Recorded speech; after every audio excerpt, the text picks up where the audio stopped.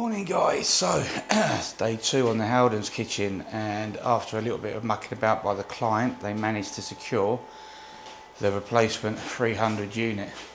So we're off to a good start.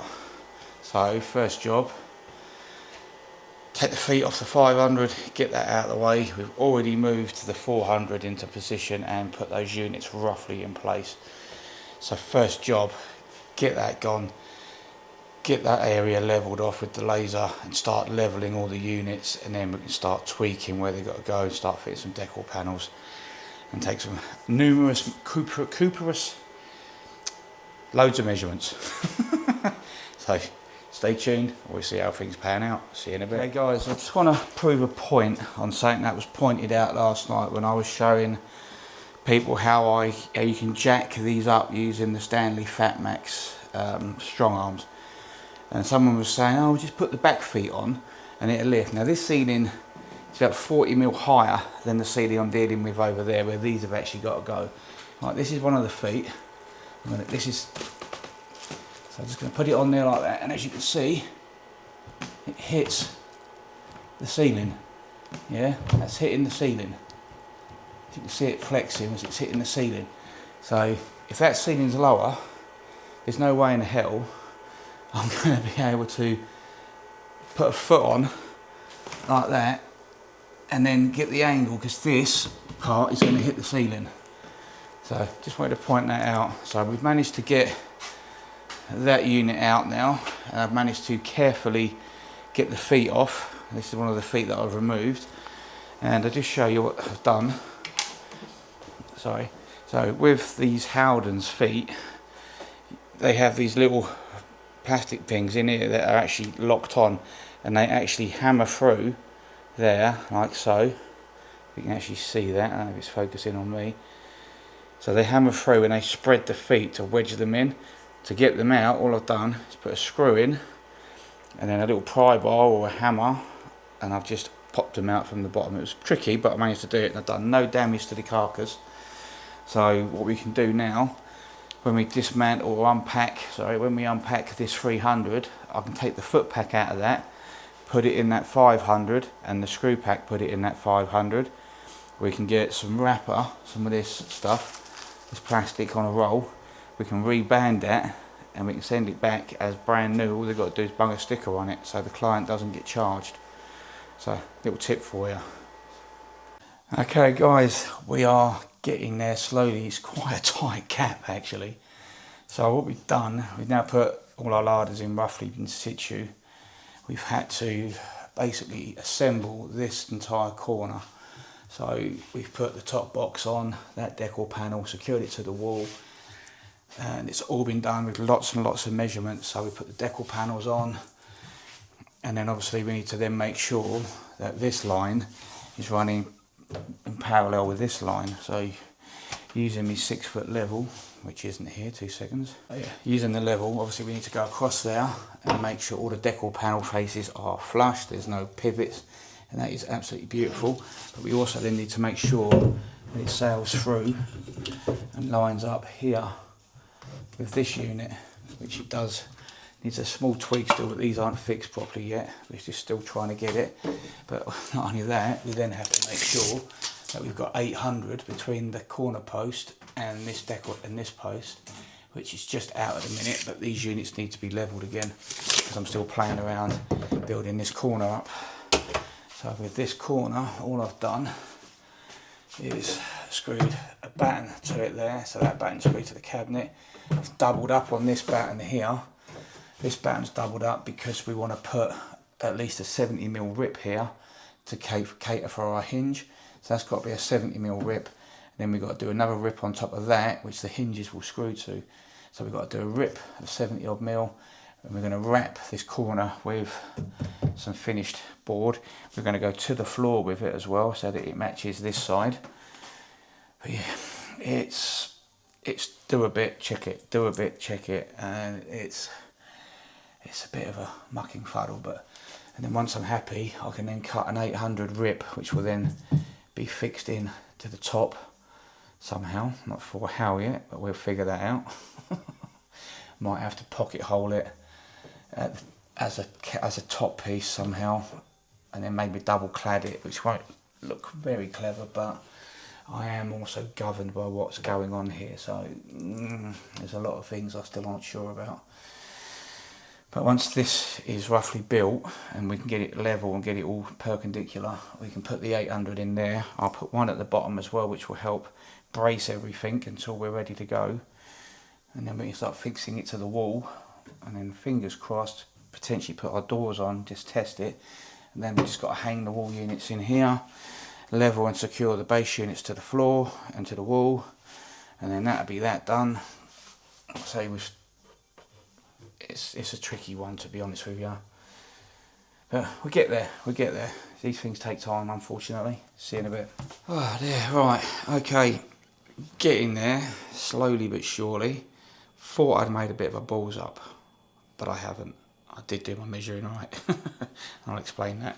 But anyway, this is where we're at. So as you know, that's roughly in situ. This is now roughly in situ. We are flush from there to there, to the face of that is completely now flush. All I've got to do is put a header in, which is down there at the moment, just as a space to make sure we don't move nothing. There was a 450 unit to go there, too big, so that needs to go back, those two, to get two 400s. Not a big issue, and that means then we could probably put some sort of panelling on there as well, which I take a look at. Yes, I've pinned these, but we've got a repair kit coming, so I'll be able to fill those pinholes with some wax, and that'll look lovely. And considering it's inside here, all this side looks nice. This is all rigid now, it's all fixed and secured back onto itself, so I can hang doors on that, we can hang doors on that, and then that'll be the door stop. So this is looking good. Now the reason why I said I thought I'd mucked up the measurements, because originally, as you know, that was a 400 unit and we downsized it to a 300, because when I was laying out and I saw this gap and I'm like, no, what? Oh mate, have I made a big balls up? But I haven't, because I've spaced everything out. Call that a decal panel. I've only got a 94mm there. I've got decal panel there. I've got a rough 600mm gap there. It's not perfect, but it's close as I'm going to get it for a minute. We've got decal panel in there between those units, and we got our filler decal roughly in there at the moment. So these are just spacing it out. So from that wall out this way, that just pushes it all this way. And when you put your decal, you've got to have a decal panel there. There's no two ways about it. Otherwise your door won't open. You know, blah de blah de blah. So that just leaves too small a gap there. Yes, I could put the decal panel down on top of that, but it looks terrible. You've got to have that decal panel going to the floor, or at least to the bottom of the cabinet, in my opinion. It's going to look shit. So I'm going to suggest to the client one of two options. We either shunt those over and centre them to that area and have a filler there and a filler there, which isn't a major issue. That way then when we do this unit, the two 600s, the 120 there, we'll have an even filler there, and it'll be an even filler up there on the boxing. Obviously it'll be a bigger filler there. So it's down to the client now how we address this situation. Unfortunately, this is what happens when the design is done off the building plans and there's no second measurements taken. If they'd come and second measured this, we wouldn't be in this situation. So that's down to the Howdens branch at Cheshire, unfortunately. They should have insisted on coming out and doing a second measure or a provisional measure, because that's what they normally do. Stuff like that. It's done now. I'm not going to lose sleep over it. I just need to find out how they want to deal with that. In the meantime, I'm going to carry on in this corner. I'll see you in a bit. Alright, okay guys. It's one of those jobs where you take 4 steps forward and 1 step back. So we had that 300 unit in and we were measuring it. We had a big gap, but it wasn't enough to put 400 in, not if you do it properly, and I'll explain what I mean. So to do this job properly, you'd have full decal panel, full height. Obviously a decal panel there, because that's stepping. That's a dishwasher, doesn't matter as long as it's 600. Full decal panel there, and then an infill of some description decor panel there. So when I was doing all my measuring yesterday, as you can see by all my marks on the wall, where everything was supposed to go and this, that and the other, it worked out, it was around 900 here. So I knew I was 10mm short, so I said go with the 300 and then we can do this, that and the other. But once we put the 300 unit in and the client saw it, she wasn't overly thrilled about having filler panels either side of those bottom units, and it meant having a massive filler. What's thrown it out is where they've boxed this steel out, because on the plans the measurements aren't too bad, but they've based it on this measurement. Obviously because they've got pipe work running through that steel, then they've boxed it in, they've extended that out like 70mm, and that's what's thrown everything into the fucking bin. Pardon my French, I don't normally swear, I do apologise. So we had it set up with the 300 in, and I got the client out and we were talking about it, and we decided, I offered, look, it was my mistake with the measuring, I will supply you a new 400 unit, you just swap, because we haven't had the doors delivered for the 300, so she can go to Howdens in Chesham and swap the 300 for the 400, no problem at all. So I've just paid out nearly 300 quid for a new cabinet out of my money, because I felt bad about all the complications. We've got to send 2 of those units back because they sent 450s and we need 400s. So those 2 that go there have got to go back. So anyway, we pulled that 300 out, obviously salvaging the post we made. Put the 400 in, we've re-squared everything. Now as you can see here now, these clamps are just holding my door liner in because I've ordered some edge banding because it wasn't supplied, because I'm not going to rip down bloody tower decals at like 100 and 200 pound, whatever they are a pop, just so that I could have edge banding on one side. So my branch has got 2 rolls at 3 metre, so I've got 6 metres of edge banding I've got to pick up, and tomorrow I'll unclamp that carefully, edge band that edge and edge band the backs and clean all the edges up so that it looks better, and then that will get fitted in, and then we'll tweak all the measurements, make sure everything's lined up perfectly.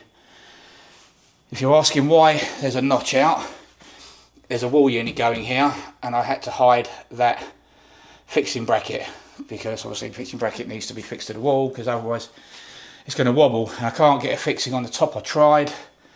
This one I've got to put a fixing up the back there. I haven't done it yet because I wanted this to be a little bit, this side's all fixed, but that side I needed it to tweak a little bit if I needed it to square it all up. But everything's looking nice now.